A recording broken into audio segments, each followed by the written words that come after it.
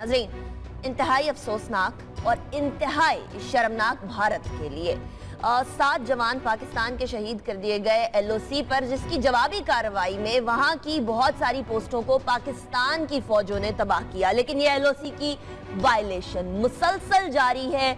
United Nations ने भी इसके ऊपर इंतहाई तशवीश का इजहार किया है और ये वो LOC का मुआहदा जिसके ऊपर एक तरह से हैवी आर्टिलरी और हैवी मशीनरी यूज करने पे एक दूसरे ने, दोनों ममालिक ने आमादगी जाहिर की थी कि नहीं की जाएगी। 13 साल बाद वो इस्तेमाल होने के बाद कंटिन्यूस इस्तेमाल हो रही है और कंटिन्यूस इश्तियाल अंगेजी देखने में आ रही है भारत की जानिब से। भारत का जब से नरेंद्र मोदी की इलेक्शंस हुए, नरेंद्र मोदी इलेक्ट हुआ, प्राइम मिनिस्टर बना इंडिया के, तो तब से हम देख रहे हैं कंटिन्यूस कुछ ना कुछ इश्तियाल अंगेजी की जा रही है, चाहे वो पॉलिटिकल फ्रंट पर हो या फिर वो LOC के फ्रंट पर हो। इस हवाले से बात करेंगे, लेकिन उससे पहले अपने पैनल का तारुफ करवाऊंगी। मेरे साथ मौजूद हैं ब्रिगेडियर रिटायर्ड सैयद गजनफर अली साहब। गजनफर साहब, शुक्रिया आपने ज्वाइन किया।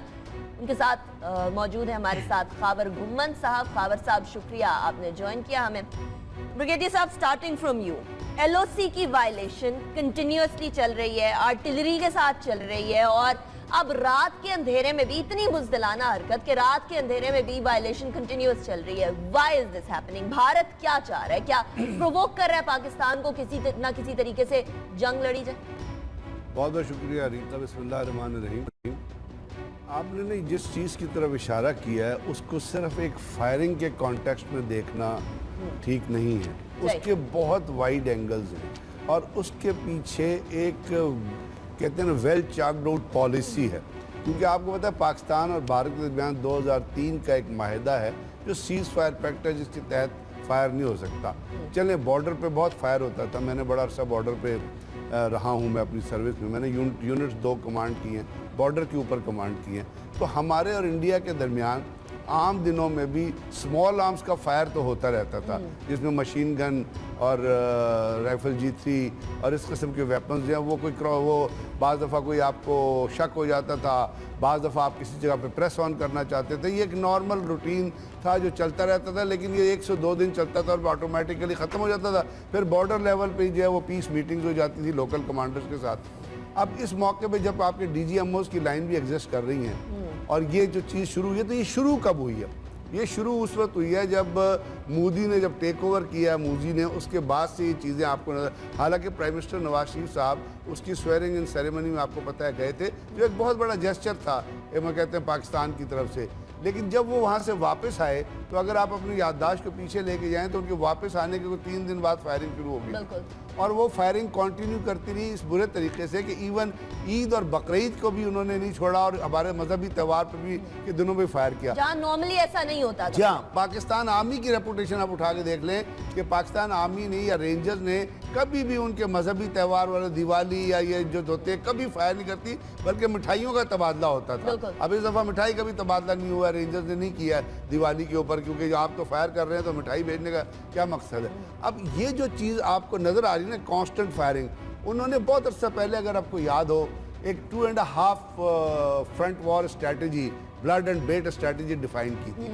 और उस 2.5 वॉर के जो कंडीशंस थे उसमें ये था कि एक तो ओपन, जैसे आप ये फायरिंग कर रहे हैं पाकिस्तान को के बॉर्डर्स के ऊपर प्रेशराइज रखें, कांस्टेंट फायरिंग करते हैं। ये पॉलिटिकल गवर्नमेंट ने, यानी मोदी की हुकूमत ने बुला के आर्मी को थ्रू डिफेंस मिनिस्टर इंस्ट्रक्शंस दे दी थी और इसका डिफेंस मिनिस्टर जो उनका है उसने बारहा अपनी स्टेटमेंट्स में इजहार भी किया कि हम तो जो है बॉर्डर को एस्केलेट करेंगे, हम तो बॉर्डर के ऊपर, जैसे आपने सर्जिकल स्ट्राइक्स का भी उसके कनेक्शन में ड्रामा देखा। दूसरी बात ये थी, उन्होंने कहा कोवर्ट वॉर की।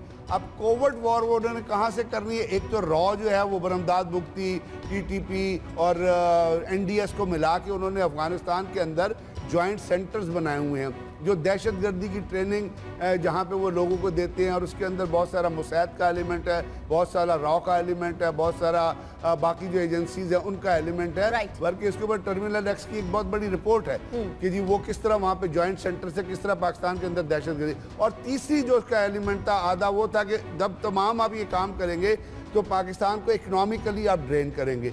और ये चीज़ें, इसके साथ साथ जो चीज़ है वो उन्होंने ली लिया अमेरिकन पॉलिसीज, यानी कि अमेरिकन ने जो एक पॉलिसी अपनी, उन्होंने कहा कि हम अपनी पॉलिटिकल स्ट्रेटजी में मिलिट्री मींस का इस्तेमाल करेंगे और जहाँ पे हमें ख़तरा होगा कि कोई थ्रेट डेवलप हो रहा है वहाँ पे प्रीएम्प्टिव स्ट्राइक्स करेंगे। अब वो जो चीज़ें हैं, और तीसरी चीज़ है कि इजराइल की एक थ्योरी है, डाइटन थ्योरी, जिसमें वो कहते हैं कि जब आपने किसी को दबाना हो, खासतौर पे पैलेस्टाइन में कहते हैं, तो use make disproportionate use of force, यानी एक बंदे के ऊपर आप 10 बंदे जो है चढ़ा दे। अब आप देखिए वो कश्मीर में क्या कर रहे हैं, वो किस तरह लोगों को मार रहे हैं, कितनी फौज, उन्होंने 7 लाख फौज दी। अभी यही तमाम चीजें जो हैं, ये जो चीजें, लेकिन मैं इसको ये कहना चाहूंगा, बाकी आप डिस्कशन करेंगी, कि ये सिर्फ बॉर्डर के ऊपर लड़ाई की नहीं है, ये एक जंग है, और ये जंग जो है इसके अंदर पॉलिटिकल मींस सपोर्ट कर रहे हैं मिलिट्री स्ट्रेटेजी को।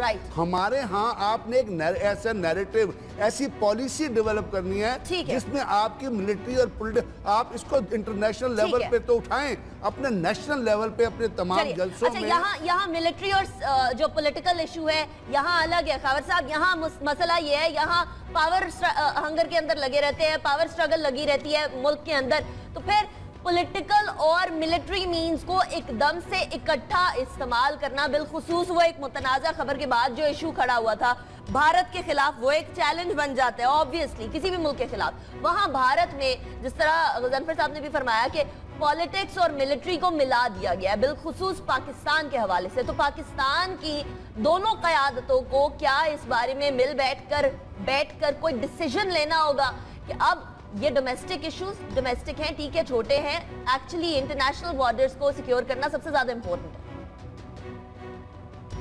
अनिका, जब मैं इस सारे इशू को देख रहा हूं तो इंडियंस की तरफ से जो एग्रेशन है, वो जब सी पैक शुरू हुआ है, पाकिस्तान के अंदर हालात बेहतरी की तरफ जा रहे हैं इकोनॉमिकली, तो इंडियन एग्रेशन तो very much on the cards था। और हम पहले भी प्रोग्राम से ये बात कर रहे थे कि जो हम तरक्की की तरफ जाएंगे, ये सी पैक अपने मराहल तय करेगा, तो इंडिया की तरफ से एग्रेशन आएगा।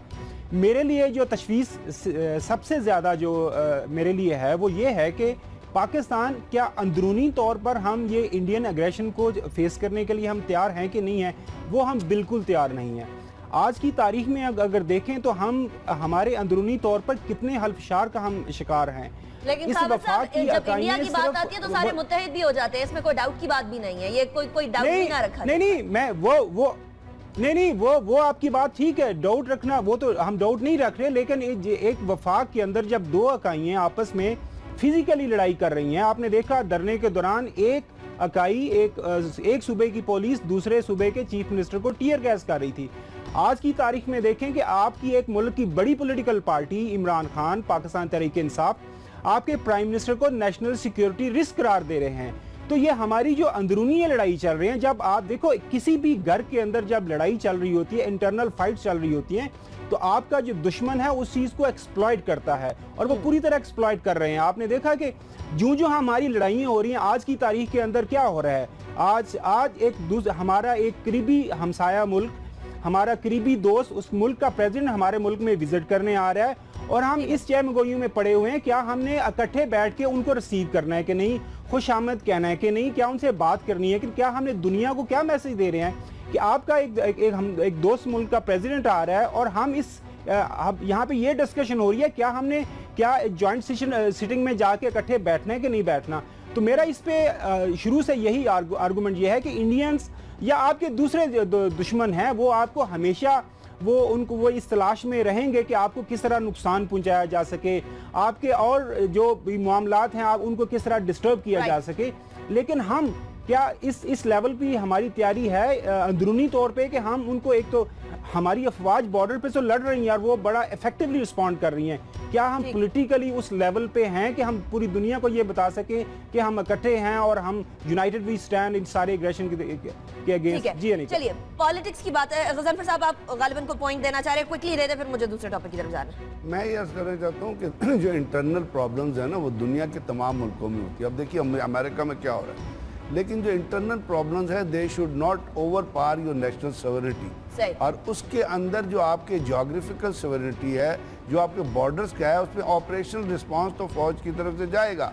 लेकिन जब ये प्रॉब्लम पनामा के केस की नहीं भी शुरू हुई थी, धरने के सामान से आप फारे हो गए थे, आपके ऊपर अटैक हो रहे थे, तो उसके अंदर क्या हमने ये जो नेशनल एक्शन प्लान बनाया नहीं बनाया। अब जो चीज़ें हो रही हैं, लेकिन पॉलिटिकल लीडरशिप की तरफ से जो रिस्पॉन्स आना है, यानी अगर आप जलसे भी कर रहे हैं, मोदी जलसे करता है, वो पाकिस्तान को वहाँ लताड़ता है, जलसा उसके अपना इलेक्शन का जलसा होता है। हमारे यहाँ हमारी लीडरशिप को आप यकीन कीजिए पाकिस्तान के लोगों के वेलफेयर के लिए आज एक बड़ा प्रोएक्टिव और एग्रेसिव स्टांस लेना पड़ेगा। We can't be passive any more. और अगर आप एग्रेसिव स्टांस नहीं लेंगे और इस चीज को जो जैसे आपने फॉरेन सेक्रेटरी ने बुलाया, लोगों को ब्रीफ किया, अब इस चीज को और आगे ले जाने की जरूरत है। और इंडिया का चेहरा जब नहीं दिखाएंगे, इंटरनल प्रॉब्लम्स आपके चलते रहेंगे। जब नरेंद्र मोदी की बात करें तो जो शख्स हेट्रेड की बेसिस पर इलेक्शन लड़कर आया हो, जीता हो, उसको कैसे ये एक्सपेक्ट किया जा सकता है कि वो दोस्ती की बात करे? पाकिस्तान की तरफ से